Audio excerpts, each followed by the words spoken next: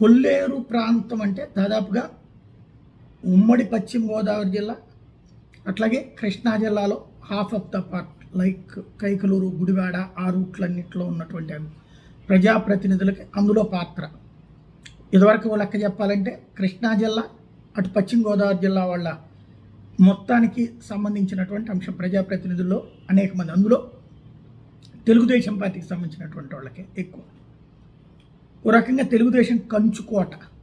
At the same time Krishna ఉభయ గోదావరి జిల్లా, ఇదే తూర్పు పశ్చిమ గోదావరి జిల్లాకు సంబంధించి వరదల్లోకి ప్రధానమైనటువంటి కారణమైనటువంటి అంశం. ఒకప్పటి తీయటి నీటి చెరువు కాస్త ఉప్పుటేరుతో కలిసిపోయి చివరికి గందరగోళపు పరిస్థితులలో అక్కడ నిజమైనటువంటి తీపి నీరు కరువయ్యి ఆక్వా చెరువుల కింద మారి కలుషితమయ్యి చివరికి అక్కడికే మంచినీళ్ళు దొరకవు, వేరే చోట నుంచి మంచినీళ్ళు తెచ్చుకోవాలి, అక్కడ నీళ్లు ఒక ఆస్పెక్ట్. రెండవది, దానివలన పర్యావరణ సమతౌల్యత దెబ్బతిని ప్రాణులు పక్షులు ఎప్పుడో చనిపోతూ ఉండటం, ఏదో వందల వేల కిలోమీటర్ల నుంచి ఇక్కడ దాకా వచ్చేటటువంటి పక్షులు కనుమరుగవటం, ఇవన్నీ నడిచింది. దాని మీద సుప్రీంకోర్టు అప్పట్లో ఆదేశాలు జారీ చేసింది. ఒక ప్రత్యేకంగా తన ఆదేశాల అమలు కోసమని చెప్పేసి ఒక సాధికారిక కమిటీ వేసింది. ఆ సాధికారిక కమిటీ వేసిన తర్వాత అప్పుడు వైఎస్ఆర్ అధికారంలోకి వచ్చాడు.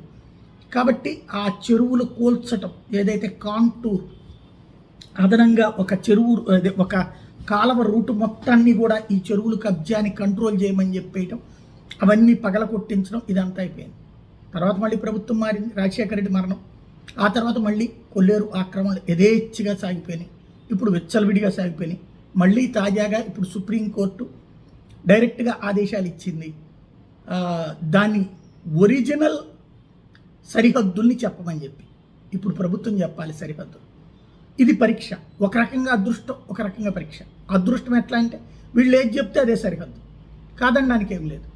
అదే సందర్భంలో పరీక్ష ఏంటంటే ప్రవాహిత ప్రాంతాన్ని కాకుండా వీళ్ళు గనక చెప్తే తర్వాత రోజుల్లో ఇష్యూ అవ్వదా, ఎందుకంటే దాని మీద కొంతమంది పర్యావరణవేత్తలు ఉన్నారు కాబట్టి ఏం జరుగుతుందో చూడాలి.